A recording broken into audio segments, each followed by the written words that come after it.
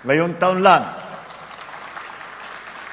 itong taon lamang, sa pamamagitan ng Pag-ibig, mahigit 57,000 miyembro ang nabigyan ng pagkakataon na makalipat sa sariling bahay o mapaayos ang kanilang tinitirahan. Kasabay nito, halos 75 bilyong piso rin ang naipamahagi na cash loan. Nakatulong ito sa halos 3 milyong miyembro para tugunan ang kanilang agarang pangangailangan. Sa ilalim ng Expanded Pambansang Pabahay para sa Filipino Housing Program o tinatawag nating 4PH program, mas marami na ang nabibigyan ng tulong sa pabahay. Sa pamamagitan ng Pag-ibig Fund, maaari nang makakuha ng abot-kayang housing loan.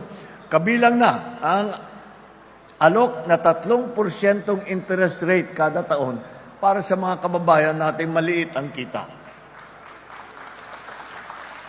Kasama rin ang ating mga mahal na OFW na pwedeng makinabang sa mababang interest rate na ito.